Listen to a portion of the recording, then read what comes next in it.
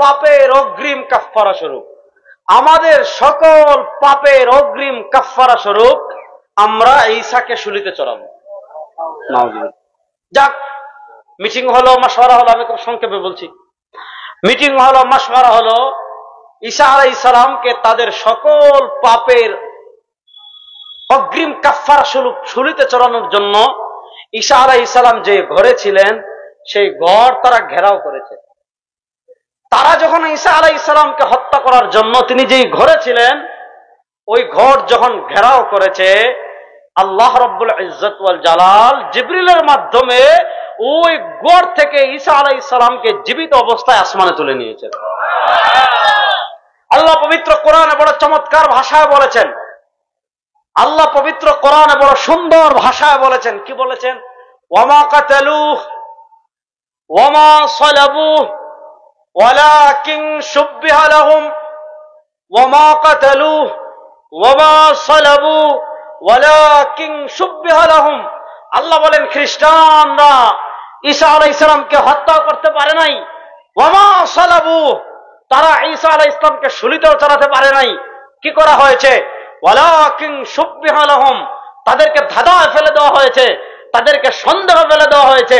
আল্লাহ কেমনে ধাঁধায় ফেলেছেন, আল্লাহ কেমনে সন্দেহ ফেলেছেন মুসলমান ভালো করে বুঝেন। ঈসা আলাইহিস সালামকে আল্লাহ যখন জীবিত অবস্থায় আসমানে তুলে নিয়েছেন, তাদের সবচেয়ে বড় মাস্তান, সবচেয়ে বড় লিডার, সবচেয়ে বড় গুন্ডা যখন ঈসা আলাইহিস সালামকে শুলিতে চড়ানোর জন্য ঘরে ঢুকেছে, আল্লাহ কুদরতি ভাবে তার চেহারা ঈসার মতো বানাই দিয়েছেন।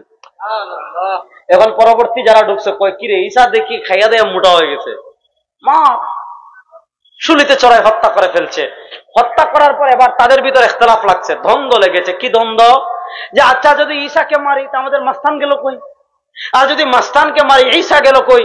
আল্লাহ বলেন ওয়ামা কাতালুহু ওয়ামা সালাবুহু ওয়ালাকিন শুববিহা লাহুম।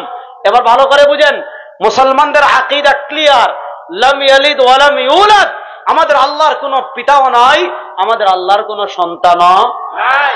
বলেন না, আমাদের আল্লাহর কোনো পিতা নাই, আমাদের আল্লাহর কোনো সন্তান নাই। যারা বলবে আল্লাহর পিতা আছে এরা কাফের, যারা বলবে আল্লাহর সন্তান আছে এরা কাফের।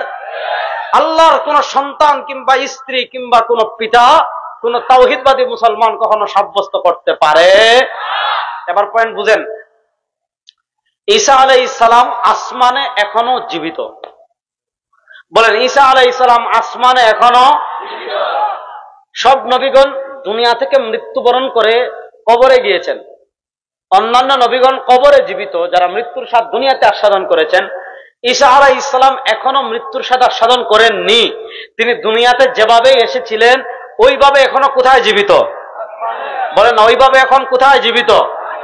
শুনেন, আমরা বিশ্বাস করি, আমাদের ঈমান, পৃথিবী একদিন ধ্বংস হবে। পৃথিবী ধ্বংস হবে কি হবে না? কথা বলে না, হবে কি হবে না? আপনি কোরআনের পাতায় পাতায় ইযা ওয়াকাতিল ওয়াকিআ লাইসা লিওয়াকাতিহা কাযিবা ইযা সামাউন শাক্কাত ইযা সামাউন ফাতারাত ইযা যুলজিলাতিল আরদু জিলজালাহা ওয়া আখরাজাতিল আরদু আসকালাহা ওয়া ক্বালাল ইনসানু মা লাহা আল কারিআ মাল কারিআ ওয়া মা আদরাকা মাল কারিআ। আল্লাহ কোরআনের পাতায় পাতায় পাতায় পাতায় কিয়ামতের বর্ণনা করেছেন। আমরা বিশ্বাস করি এই আসমান থাকবে না, এই জমিন থাকবে না, চন্দ্র থাকবে না, সূর্য থাকবে না, কিচ্ছু থাকবে না। আল্লাহ বলেছেন কুল্লু মান আলাইহা ফান ওয়া ইয়াবকা ওয়াজহু রাব্বিক। আল্লাহ বলেছেন কুল্লু শাইইন হালিক ইল্লা ওয়াজহা, দুনিয়ার সব ধ্বংস হয়ে যাবে।